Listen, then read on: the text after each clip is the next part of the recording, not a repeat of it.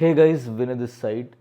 तो बात करते हैं डीडीए एमटीएस के बारे में। डीडीए एमटीएस का आपका रिज़ल्ट आ चुका है और कई बच्चों का सिलेक्शन हुआ है। हमारे भी कई बच्चों जो हैं जिन्होंने मेहनत करी है, कईयों ने हमसे गाइडेंस लिए, कईयों ने हमसे पढ़ाई करी है, तो काफ़ी बच्चों का सिलेक्शन हुआ है। तो डीडीए का जो ज्वाइनिंग प्रोसेस है एमटीएस का, उसको लेके बच्चों को बहुत ज़्यादा कन्फ्यूज़न है और काफ़ी बच्चों के मैसेज आ रखे थे कि सर हम क्या करें, कि सर कैसा प्रोसेस रहेगा, सर क्या डॉक्यूमेंट्स चाहिए। ठीक है, तो स्टार्ट करते हैं एक बार और अच्छे से मैं आपको डिटेल में जो भी हम ऑथेंटिक चीज़ें हैं वो मैं आपके आगे रखता हूँ, तो ध्यान से समझो चीज़ों को। ठीक है, देखो, जो भी बच्चों का सिलेक्शन हुआ है बहुत बहुत बधाइयाँ। ठीक है, बहुत मेहनत लगती है गवर्नमेंट जॉब लेने में।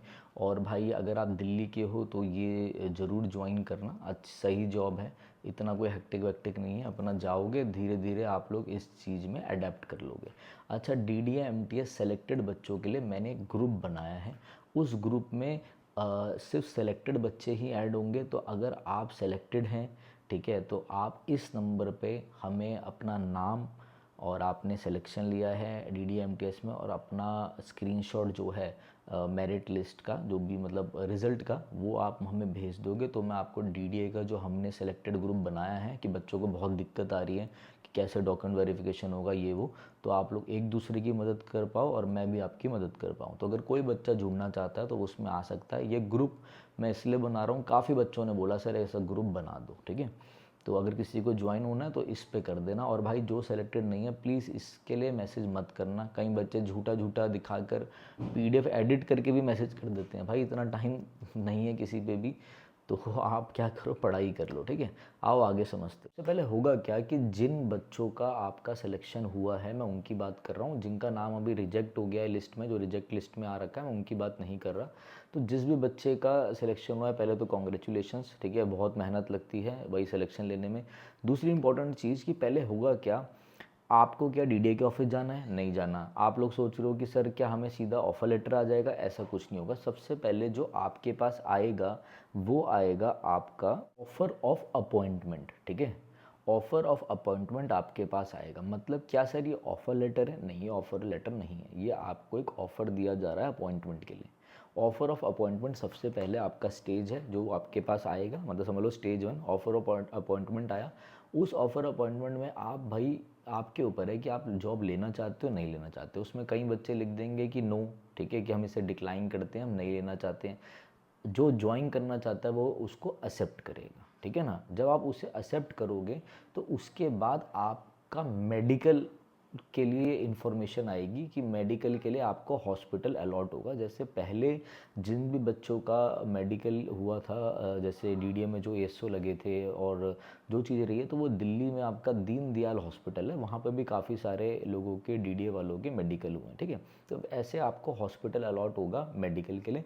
फिर आप उस हॉस्पिटल जाएंगे और उस हॉस्पिटल वाला आपको मेडिकल की डेट देगा। ये नहीं कि आप पहुंच गए, पहले आप अपने हॉस्पिटल जाओगे, वहाँ पे चीज़ें दोगे कि भाई ये मेरा मेडिकल है, फिर वो आपको डेट प्रोवाइड करेगा कि इस डेट में आपका मेडिकल होगा। ठीक है, फिर जब आपका मेडिकल जब हो रहा होगा और ये सब प्रोसेस होगा, टाइम में मीन वाइल आपका क्या होगा, डॉक्यूमेंट वेरिफिकेशन हो रहा होगा। अब डॉक्यूमेंट वेरिफिकेशन को लेके बहुत सारे बच्चों के मिथ हैं, तो मैं चीज़ें क्लियर कर दूँ। देखो, डॉक्यूमेंट वेरिफिकेशन के लिए आपको क्या क्या चाहिए। सबसे पहले आपको चाहिए आपका एडमिट कार्ड, आपको चाहिए आपका एप्लीकेशन फॉर्म, आपको चाहिए फ़ी रिसीप्ट। फ़ी रिसीप्ट का मतलब है कि जब भी आपने इनकी फ़ीस पे करी थी, यूपीआई से करी थी, तो उसका स्क्रीनशॉट हो गया, उसकी फ़ोटो कॉपी लेकर, उसका प्रिंट आउट लेके आपको अपनी फ़ाइल में लगाना होगा।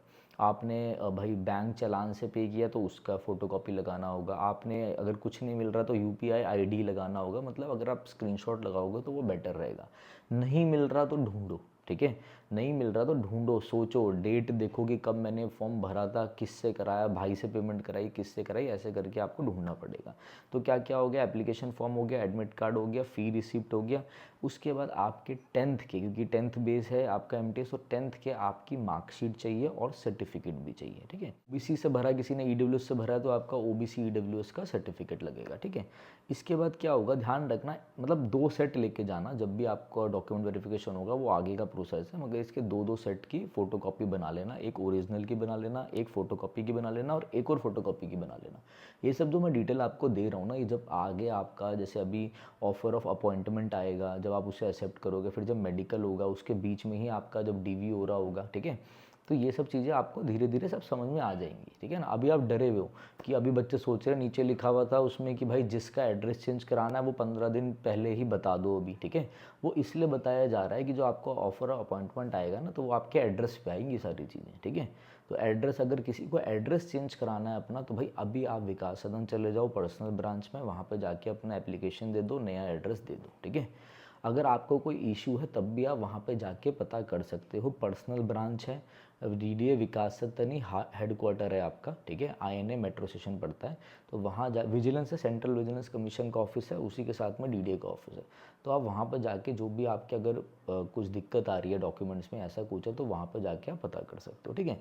तो ये हो गया मेडिकल। फिर डॉक्यूमेंट वेरिफिकेशन जब आपका हो जाएगा, ठीक है, तो उसके बाद आपका ज्वाइनिंग लेटर, ठीक है, और उस ज्वाइनिंग में लिखा हुआ होगा ज्वाइनिंग डेट, कि इस ज्वाइनिंग डेट से पहले पहले ज्वाइन कर लेना। अगर आपकी वो ज्वाइनिंग डेट निकल गई, ठीक है, जैसे मेरी 1-2 बच्चे बता रहे थे कि सर हम सोच रहे हैं कि ज्वाइन करें कि नहीं करें। देखो भाई, अगर ज्वाइन नहीं करना तो पहले ही जो आपको ऑफर ऑफ अपॉइंटमेंट आएगा ना, जिसमें एक्सेप्ट करना डिक्लाइन करना, वो डिक्लाइन कर देना, क्योंकि इसकी वेटिंग लिस्ट आएगी।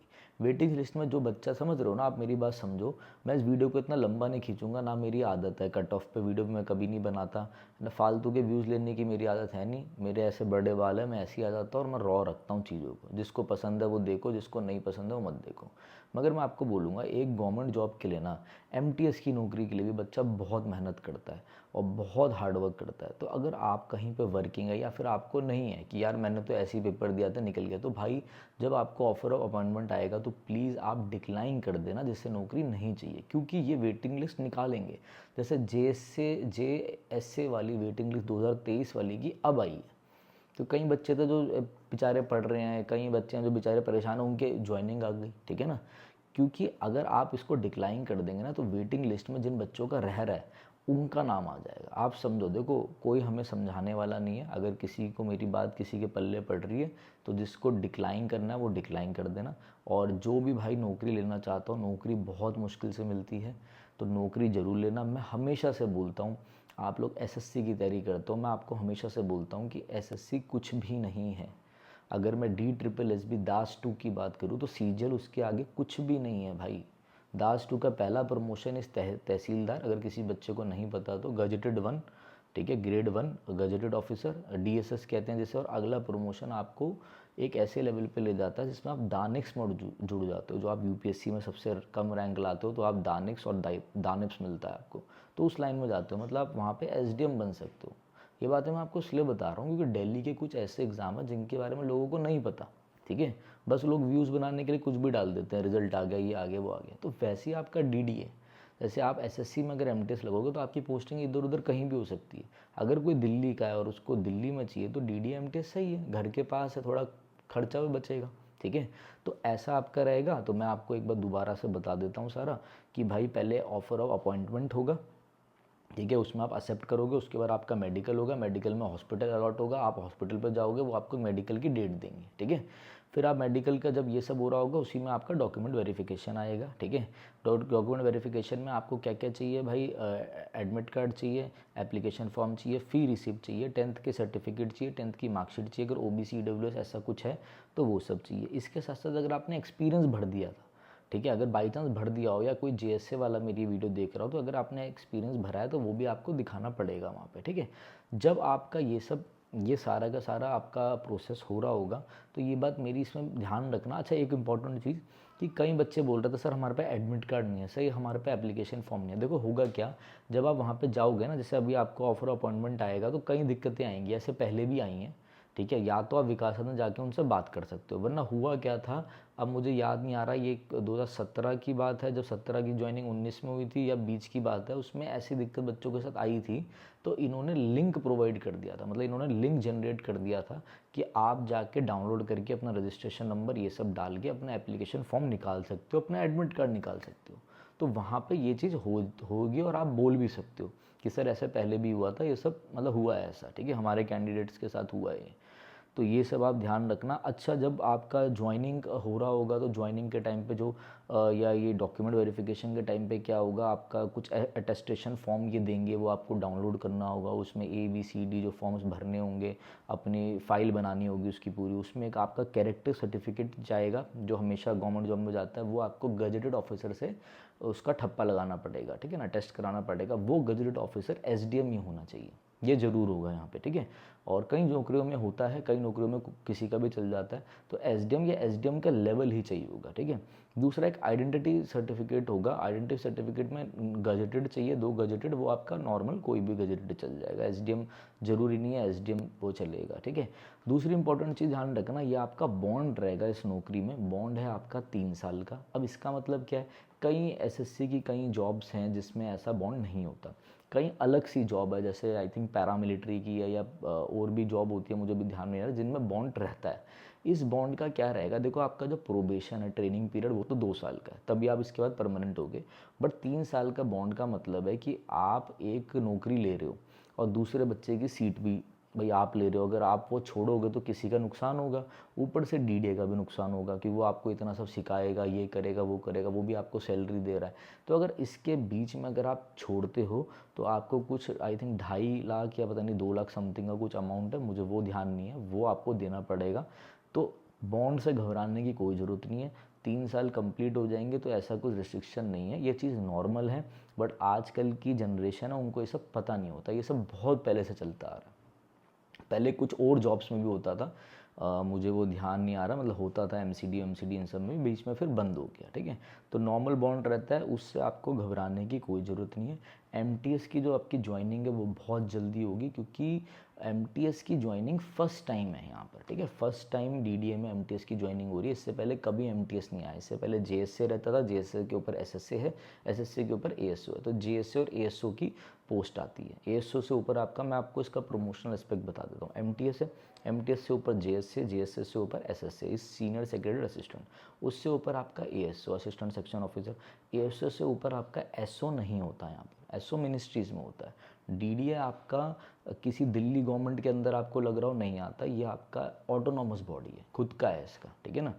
वैसे तो अगर बोला जाए तो मिनिस्ट्री ऑफ अर्बन हाउसिंग होगा, इसके पीछे है, वहीं से सारी चीज़ होगी, मगर DDA अपना सब कुछ खुद करता है, ये ऑटोनॉमस है, ठीक है, किसी के अंडर नहीं आता, मेरी बात ध्यान रखना है, ठीक है। आपको सब समझ में आ जाएगा जो मैं बोल रहा हूँ। इसका चेयरमैन भी हमारे जो दिल्ली के गवर्नमेंट, जो भी दिल्ली का गवर्नमेंट होगा, जैसे पहले विनय कुमार सक्सेना था, तो वो ही इनके दिल्ली इसके DDA के मेन चेयरमैन मतलब हेड रहते हैं, ठीक है। तो ASO आगे, ASO से ऊपर यहाँ पे SO नहीं होता, यहाँ से ऊपर होता है असिस्टेंट डायरेक्टर, असिस्टेंट डायरेक्टर से ऊपर डिप्यूटी डायरेक्टर, डिप्यूटी डायरेक्टर से ऊपर डायरेक्टर रहता है, ठीक है। तो ये आपका सारा रहेगा। और भाई अपना जॉब करो। DDA MTS वर्क प्रोफाइल के वीडियो बहुत लेंदी हो गई है, DDA MTS वर्क प्रोफाइल के ऊपर भी मैं नेक्स्ट वीडियो बना दूंगा, ठीक है। काफ़ी बच्चों के मैसेज आ रहे थे इस वजह से। और तो चलिए guys, thank you, have a nice day.